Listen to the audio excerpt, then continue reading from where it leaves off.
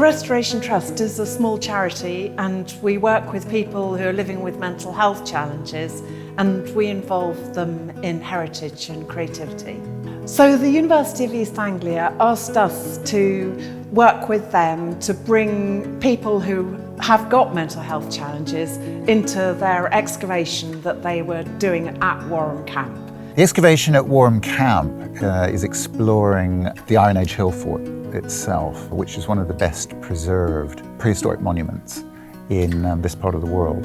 So the big questions that we had were what was going on in the interior, what kind of activities were happening, and what's the date of the fort. And we think that we've got the evidence now to answer both those questions. Well, I've been involved with the Restoration Trust since 2019. I started off as a participant actually. I was intrigued by the Restoration Trust because of the heritage angle. Got myself invited along to one of the meetings and it sort of went from there really.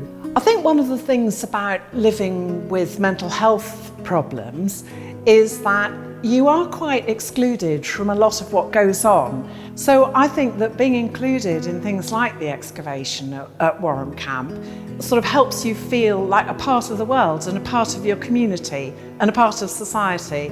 It's a place to make friends, it's a place to do something interesting, and it's just good for you. But the great thing about archaeology is it's a kind of leveller. So like despite all these disparate groups, because they were digging 24 pits on the site, everyone just slotted together and worked together, and it was brilliant. A typical day working on a project, I was specifically here to do photography, interview people, and to sketch what was going on as well. The students would go off and join a team working on a site, and I'd just busy myself working, either taking photos, sketching, or interviewing people, and work on into the afternoon. I mean, the nominal time for finishing was about 3 o'clock, but because everyone was so into it, often it went on much later than that. Rob was brilliant. We worked together first at Arming Hall, and he produced some amazing photography. After that, we worked together on a book. And so it was, Rob was a sort of central part of the Warham project. We really wanted him to be at the centre of it in terms of the creative outputs. And he's been fantastic, very prolific. But he also has acted as a sort of central point for other people's work. So he's photographed the drawings and paintings that other people have done too. He's become our lead graphic designer. He's been with us in making films.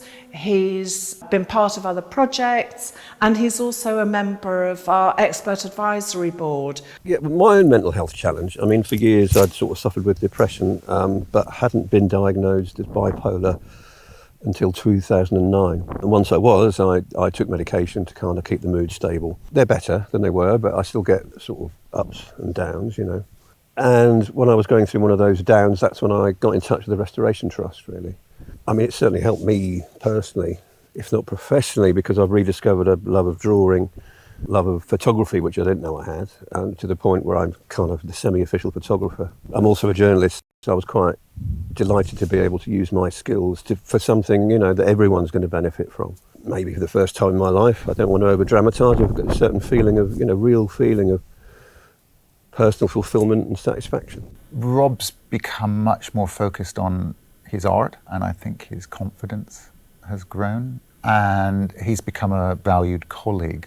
The whole environment was constructed, if you like, to encourage and stimulate imagination and cooperation and experience of things you hadn't done before, discovering new skills, which are all good things if you suffer from depression. So in a way, the kind of like support was built in. You know, for example, if I had had a bad day or whatever, there was always a Restoration Trust facilitator on site. So if I had issues, I could go to him.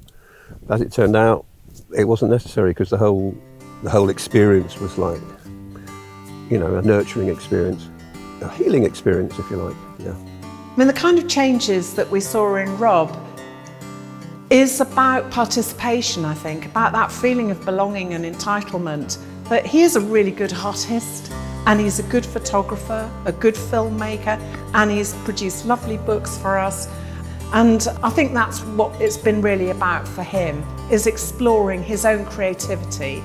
It's given me an appreciation of local history and culture. So you find yourself looking at the landscape in different ways and thinking, oh, what went on there? It's a social experience as well as a working experience.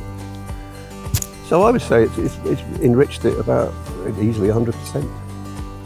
I mean, the Restoration Trust is a tiny charity and we're dependent on grant funding and also more and more now on income that we can generate ourselves through social entrepreneurship. So we're absolutely dependent on external funding. We're going to try and continue the project. We need to go for another block of funding. We're definitely going to be talking to the Restoration Trust about how they can be involved in the next steps. Well, my future plans of volunteering are just to carry on. We did a book about Arming Hall last year, which incorporated creative responses from a lot of the people who attended. We're going to do the same thing again this year, but the book will be slightly bigger, which is quite sort of flattering. And on top of that, we're hoping to stage an exhibition. The drawings I started doing last year, and it's kind of spread and it's just taken off, and it's like people seem to like them, and I've actually managed to sell a few, so I'm very grateful for it, because it's also, in terms of day to day, if I can sit down and do a drawing, you know, that's very good mental well-being. So I just hope to proceed along that route and be hopefully a better professional and a better person. My favourite thing about working at Warham Camp was the beauty of the place and the fact that it kind of acted as a wonderful social environment. So it's almost like a social amphitheatre, if you like. My favourite thing about working with the Restoration Trust, I suppose it's really, you know, meeting someone like Rob and putting all these bits of a jigsaw together to do something which maybe nobody thought was going to happen. Something beautiful and interesting. I'm tempted to say Fish and Chip Friday, but I probably shouldn't. Actually, the favourite thing, just being away and being in this kind of like wonderful bubble, if you like, and sort of getting to know some different people and people who were equally inspired by what we were doing. You know, it was a wonderful learning experience. I learned a lot about myself, I suppose. I did go away a better person and a more empathic person, which means basically Restoration Trust has done its job, you know, because that's kind of what we aim for.